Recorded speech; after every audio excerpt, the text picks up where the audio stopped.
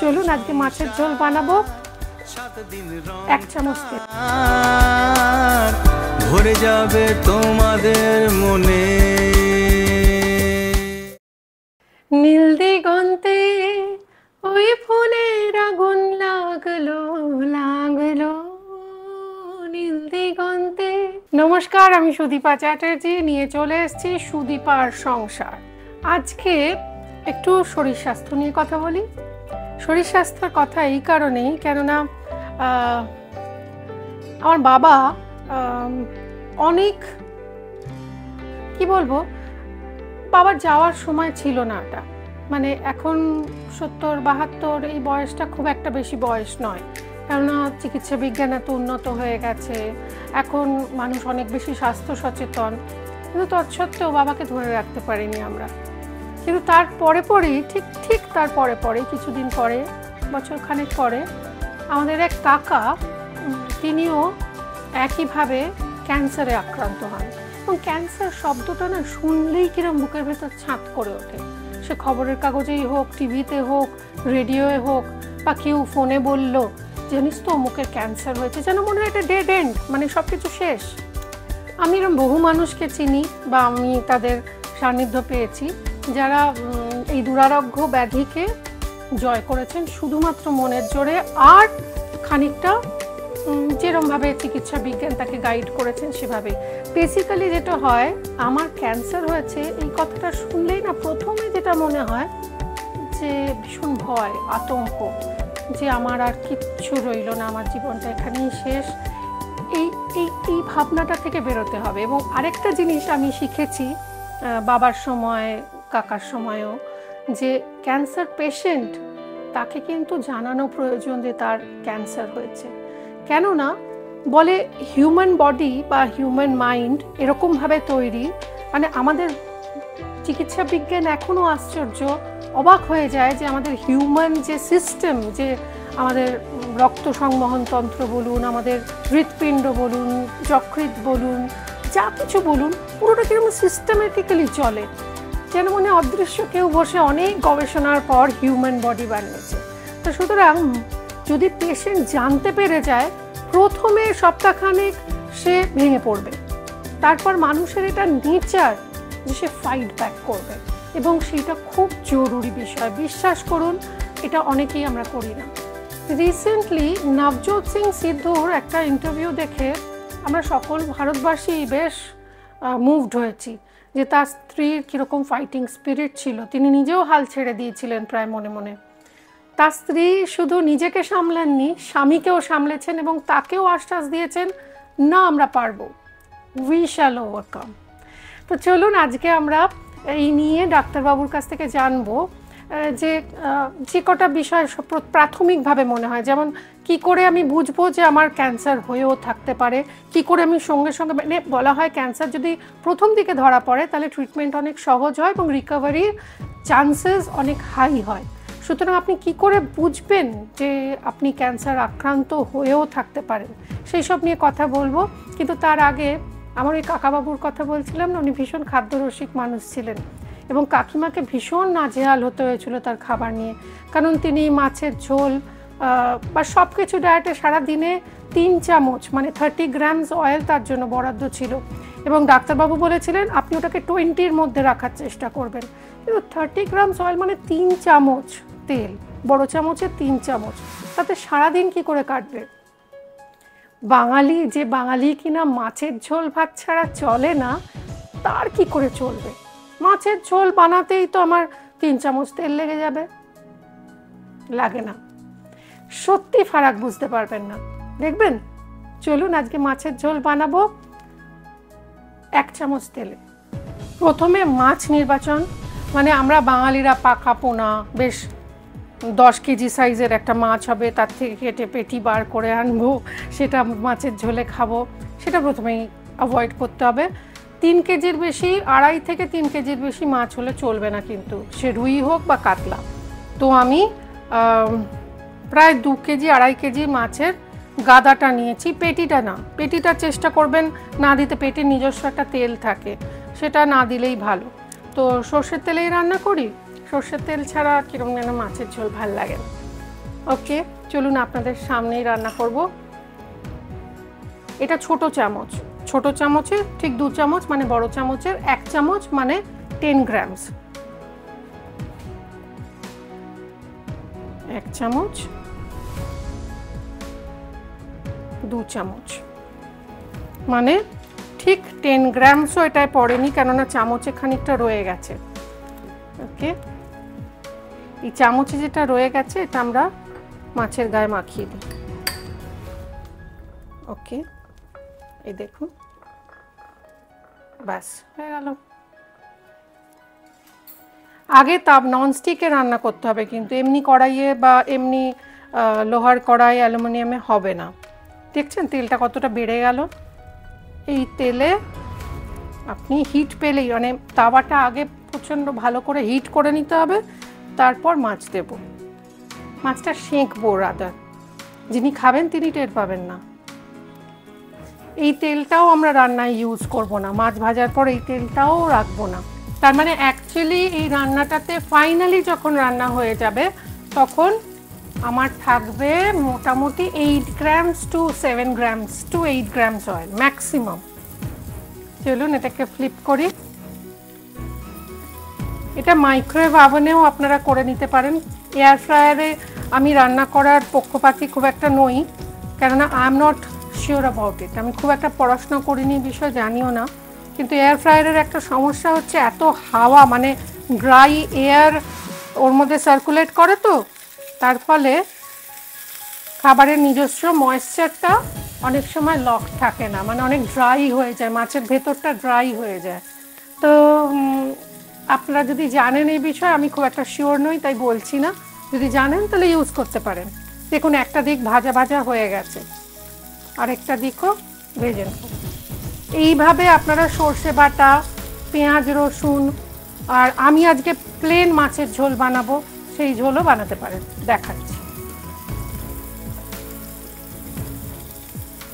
মাছটা যতক্ষণ ভাজা ভাজা হচ্ছে একটু সময় দিয়ে ভাজতে হবে। আপনারা ততক্ষণ ডাক্তারবাবু কি বলছেন একটু শুনুন তো ক্যান্সার সম্পর্কে। ক্যান্সার নামটা শুনলেই না সবাই আঁতকে ওঠেন না? মনে হয় না ডেথ সেন্টেন্স বোধহয় দিয়ে দেওয়া হলো। কিন্তু ক্যান্সার সব প্রতিরোধ করার সবচেয়ে ভালো উপায় কি জানেন? একদম আর্লি স্টেজে ধরা পড়া। যদি আর্লি স্টেজে ক্যান্সারকে ধরা যায়, ক্যান্সার কিন্তু সারতে পারে। এবার আপনি আর্লি স্টেজ বুঝবেন কি করে? খুব সিম্পল আপনাদের এক্সাম্পল দিই। আপনি মাথা থেকে আরম্ভ করুন। প্রথমে আপনি যেটা পাবেন সেটা হচ্ছে ঠোঁট এবং জিভ। আপনারা জানেন ভারতবর্ষে সবচেয়ে বেশি ক্যান্সার হয় কিন্তু এই ওরাল ক্যান্সার। তার কারণ আমরা প্রচুর সুপুরি খাই, প্রচুর জর্দা খাই, স্মোক করি, এবং একটুখানি আপনারা জিভে দেখবেন জিভের ল্যাটারাল সাইডে কোনো পারসিস্টেন্ট আলসার আছে কিনা, ক্ষত আছে কিনা। নাম্বার 2, জিভের বা জিভের সারাউন্ডিং যে চিক, সেই জায়গাটা কোনো সাদা দাগ আছে কিনা। তাহলে কিন্তু অবভিয়াসলি একজন ডাক্তারের পরামর্শ নিতে হবে যে এটা লাইকেন প্ল্যানাস কি লাইকেন প্ল্যানাস নয়। লাইকেন প্ল্যানাস নামটা আপনাদের অনেক খটোমটো লাগতে পারে, এটা কিন্তু খুব সোজা কথায় প্রি ক্যান্সারাস। এই অবস্থা থেকেও যদি কেউ স্মোকিং বা এই যদি চেবানো বন্ধ করে টোবাকো, তাহলে কিন্তু এখান থেকে বেরিয়ে আসতে পারে। তারপরে আপনি দেখুন গলার মাঝে মাঝে হাত দিয়ে একটু দেখবেন, রোজ দেখবেন না, তাহলে কিন্তু একটা বাতিকে গিয়ে দাঁড়িয়ে যাবে। দেখবেন যে কোনো ছোট গ্ল্যান্ড হয়েছে কিনা, সেটা বগলেও দেখতে পারে। যদি ছোট কোনো গ্ল্যান্ড মাল্টিপল থাকে, অনেকগুলো, এবং সেখানে কোনো ব্যথা না থাকে, সেগুলো কিন্তু সঙ্গে সঙ্গে ডাক্তারের কাছে যাবে। কারণ এই লিম্ফ নোড এনলার্জমেন্ট আমরা যেমন ইনফেকশনে পাই, টিউবারকুলোসিসে যেমন পাই, সেরকম লিম্ফোমা বলে এক ধরনের ব্লাডের ক্যান্সার, সেটাতেও আমরা পাই। আরেকটা যদি কেউ খুব কাশতে থাকেন এবং কাশি যদি 6 সপ্তাহের বেশি হয়, কাশির সাথে যদি রক্ত ওঠে, সে যে কারণেই হোক না কেন, বুকের একটা এক্সরে করে দেখে নিন।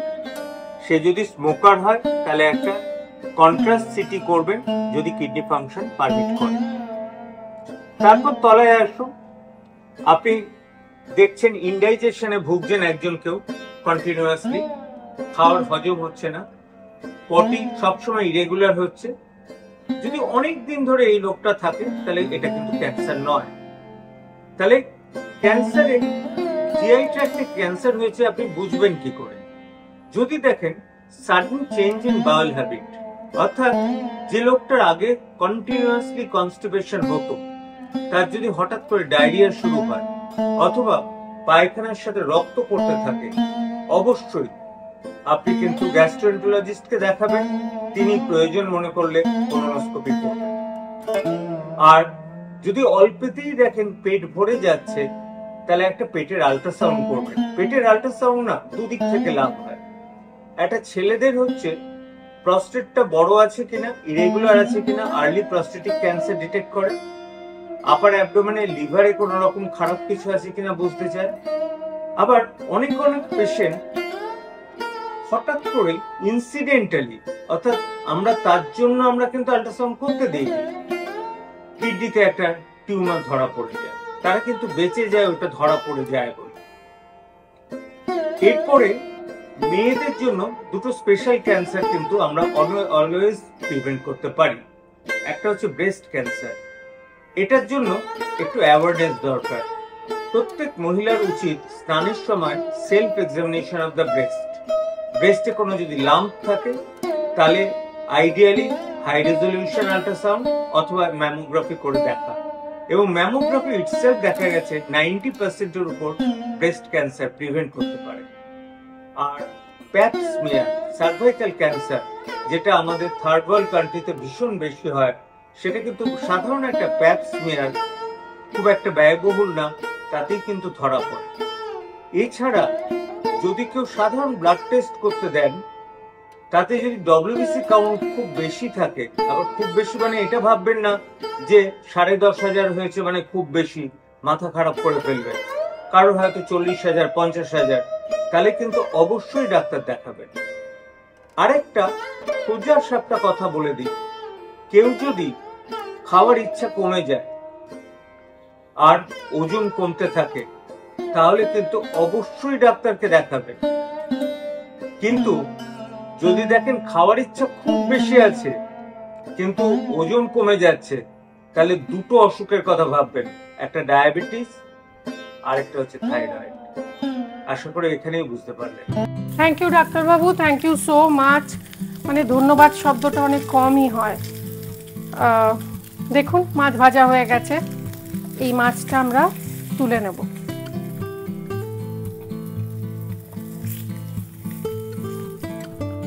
এইবার আঁচটা একটু কমিয়ে দিই, প্রচন্ড হিট হয়ে গেছে।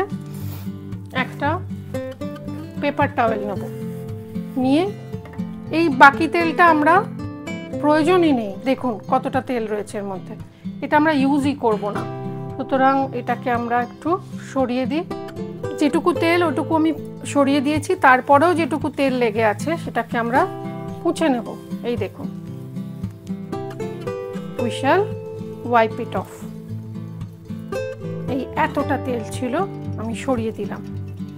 এইবার তাওয়া হিট হয়ে গেছে, ধরুন যে কোনো একটা ফোড়ন, 5 ফোড়ন, শুকনো খোলায় 5 ফোড়ন দিলুম। 5 ফোড়ন থেকে একটা সুন্দর গন্ধ আসবে। যখন গন্ধটা আসবে, আমি দুটো মাছের মতো রান্না করছি, তাই একটা কাঁচা লঙ্কা ইজ মোর দ্যান এনাফ। যদি গ্যাস্ট্রিক আলসারের পেশেন্ট হন তাহলে লঙ্কাটা দেবেন না, সেক্ষেত্রে লঙ্কার বীজ ছাড়িয়ে দেবেন। দেখবেন, এই দেখুন খুব ইজি। লঙ্কার যে বীজটা আছে এটা আমরা ইউজ করব না, ফেলে দেবো। শুধু এইটা দিলাম, শাঁস আর বীজটা ফেলে দেবো, এটাই মেন ঝাল হয়। ওকে, পাখিরা দেখবেন এই শাঁস আর বীজটাই খায়।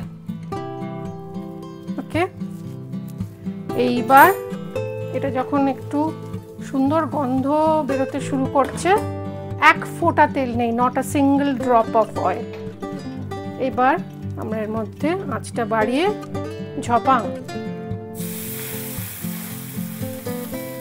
জল একটু দিয়ে আগে ফোটাবো। এর মধ্যে দেব একটু হলুদ গুঁড়ো।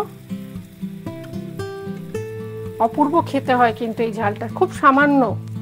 আচ্ছা, জেনারেলি বয়স্ক মানুষ বা পেশেন্ট যদি কেউ হয়, হাই প্রেশারের সমস্যা থাকে, হাই ব্লাড প্রেশার, তাহলে নুনটা কম দেব, আন্দাজ মতো নুন। ওকে, এইবার এটাই ইটসেলফ একটা খুব সুন্দর, এর মধ্যে মাছ দিয়ে দিলে ঝোল হয়ে গেল। কিন্তু আমি আরেকটু সুস্বাদু করে দিই। এইটা এইভাবেও করতে পারেন, আবার এইভাবেও করতে পারেন। একটু টমেটো, শাঁস আর বীজটা ফেলে দেবো, এতে ইউরিক অ্যাসিড বেড়ে যায় শুনেছি। শাঁস বীজ খাওয়ার দরকারও নেই, মানে যাদের ইউরিক অ্যাসিড নেই তাদেরও কিছু অসুবিধা হবে না। একটু টমেটো দেব, যদি টমেটো খাওয়া বারণ না হয়ে থাকে তবেই। ওকে, অল্প সামান্য টমেটো দিলাম। এবার দেব একটু জিরে গুঁড়ো, বাঙালির আরেক রকমের ঝোল, একটা হলুদ ঝোল, একটা জিরে বাটা দিয়ে ঝোল। এর মধ্যে একটু আদা বাটা দেব, একটু আদা বাটা, আপনি চাইলে আদা রসুন বাটাও দিতে পারেন, যে যেরকম খেতে ভালোবাসে, খুব সামান্য দিয়ে এটাকে কষাবো। দেখুন তেল ছাড়া মশলা কষানো হচ্ছে, কিন্তু যেই দেখবেন আদার কাঁচা গন্ধটা মরে গেছে তখন অ্যাকচুয়াল ঝোলের জলটা দেব। টমেটোটাকে একটু খুন্তি দিয়ে মেরে দিই। আমার কাছে একটু টমেটো পিউরি আছে, দেব, দি, মন্দ হবে না। একদম তেল ছাড়া ঝোল, আহা হা, এটা যা ভালো খেতে হয় কি বলবো। এই দেখুন কষানো হয়ে গেছে, এর থেকে তো তেল ছেড়ে আসবে না যে বলবো। তেল ছেড়ে এলে আপনি বুঝতে পারবেন কষানো হয়ে গেছে, তেল ছাড়ার কোনো সিনই নেই। এবার আমরা বাকি জলটা দিয়ে দেবো যেরকম আপনি চান। এবার এর মধ্যে আপনি বেগুন দিতে পারেন, আলু দিতে পারেন, যেটা আপনার ইচ্ছে। সেক্ষেত্রে আলু আর বেগুন ভাজার দরকার নেই, কেমন? এটা একটু ঢাকা দিয়ে হোক, ততক্ষণ আপনাদের এটা একটু ঢাকা দিয়ে নরম আছে, একটু ঝোলটা ফুটুক, ততক্ষণ আপনাদের দেখিয়ে দিই সুদীপা চ্যাটার্জি স্টোরের তরফ থেকে আজকের কোয়েশ্চেন অফ দ্য ডে। আজকে সুদীপা চ্যাটার্জি স্টোরের তরফ থেকে কোয়েশ্চেন অফ দ্য ডে, তেল ছাড়া মাছের ঝোল বা তরকারি বানাতে চাইলে কি উপায়ে তাতে ফোড়ন দিতে হবে? উত্তর জানা থাকলে হোয়াটসঅ্যাপ করুন 6289731413 এই নাম্বারে এক্ষুনি, আর জিতে যান বাড়ি বসেই সুদীপা চ্যাটার্জি স্টোরের তরফ থেকে একটা আকর্ষণীয় উপহার। বাস দেখে নিয়েছেন, এইবার দেখুন ঝোলও রেডি। এটাতে আমরা একটু ধনেপাতা দিই, শীতের টাটকা ধনেপাতা, এটা বাগানের, ভালো করে ধুয়ে নেবেন কিন্তু, নিজের বাড়িরই হোক আর যেখানেরই হোক, ধনেপাতা ধোয়া ইজ মাস্ট। ধনেপাতার মধ্যে প্রচুর পরিমাণে অ্যান্টিঅক্সিডেন্ট থাকে, সুতরাং ধনেপাতা খাওয়া is always good for health. মুড়িতে একটু ধনেপাতা দিতে পারেন। এই দেখুন, এইবার আমরা একটু জল দেবো, কারণ ঝোলটা মাছ টেনে নেবে অনেকটা। একটু চিনি, 4-5 দানা, বেশি না। এবার মাছটা দিয়ে দিই। আপনি নিজেই বুঝতে পারবেন যে ফুটে কাঁচা গন্ধটা মরে গেছে। এইবার মাছ,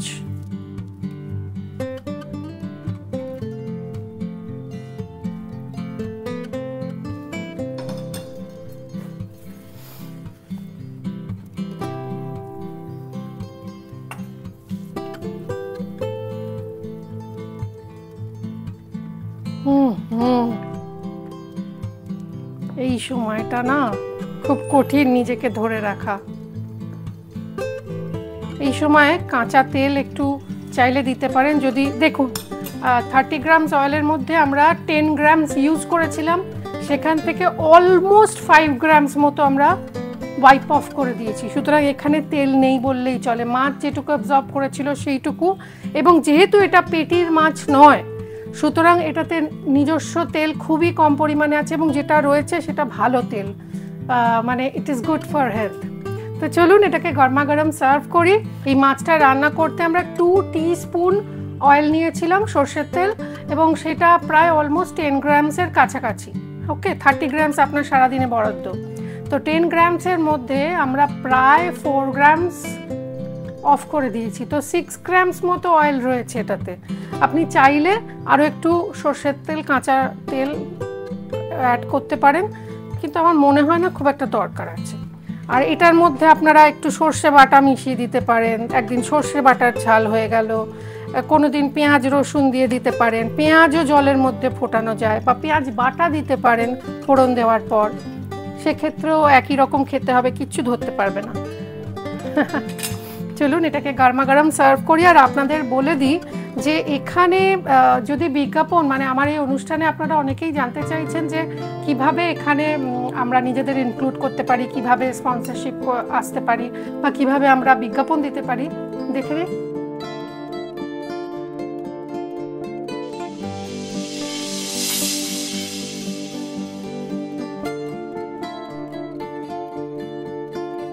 ঝোল টেস্ট করে দেখা যাক। It is very tasty, honestly speaking. যারা মাছের ঝোল ভাত খেতে ভালোবাসেন তাদের জন্য আদর্শ। আর যদি চান একটু গন্ধরাজ লেবুর পাতাও দিয়ে দিতে পারেন। কোনোদিন গন্ধরাজ লেবুর পাতা দিলেন, কোনোদিন একটু সর্ষে বাটা দিয়ে দিলেন, কোনোদিন একটু পেঁয়াজ বাটা রসুন বাটা দিয়ে দিলেন, যেরমভাবে খুশি বানান, দারুণ হবে। শুধু ট্রিকটা জানতে হবে। আমি জানি আজকের এপিসোড অনেকের মনকে ছুঁয়ে গেছে। আমরা সত্যি কৃতজ্ঞ ডাক্তারবাবুর কাছে, ডক্টর নারায়ণ ব্যানার্জির কাছে, এবং তার সঙ্গে সঙ্গে আপনাদের কাছেও। আপনারা যে আমাদের প্রত্যেক দিন এত উৎসাহ দিচ্ছেন এবং সাবস্ক্রিপশন লাফিয়ে লাফিয়ে বাড়ছে, সেটাতে আমরা সত্যিই কৃতজ্ঞ। এবং এইভাবেই আমাদের পাশে থাকুন আর দেখতে থাকুন সুদীপার সংসার।